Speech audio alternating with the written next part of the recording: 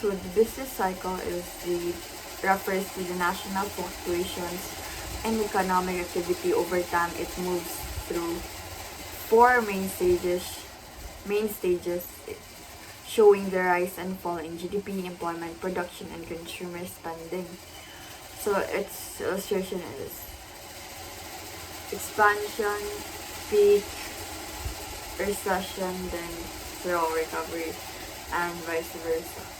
So the expansion is the economy is growing, GDP increases, unemployment drops, business invest more, consumer confidence is high. Meanwhile, the peak is the highest point of growth, economy is at full capacity, inflation may rise, unemployment is very low. Next is the recession or the contraction.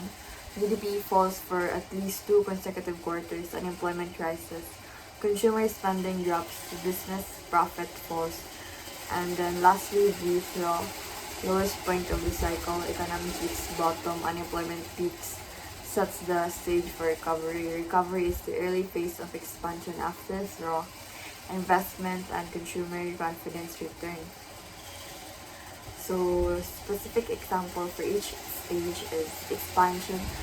A country launches new infrastructure projects, the job increases and people spend more. The peak, stock markets are at all time highs.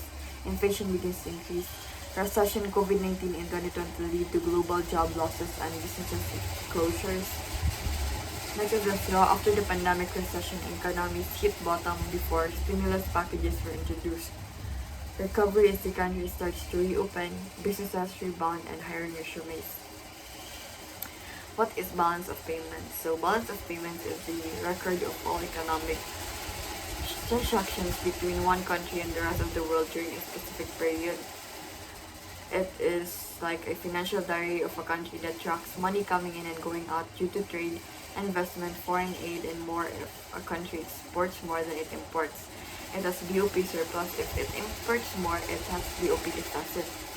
Main components: current account, exports and imports of goods and services, income from abroad, transfers, payments.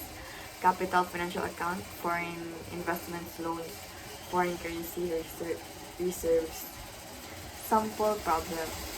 So problem is GDP calculations inflation.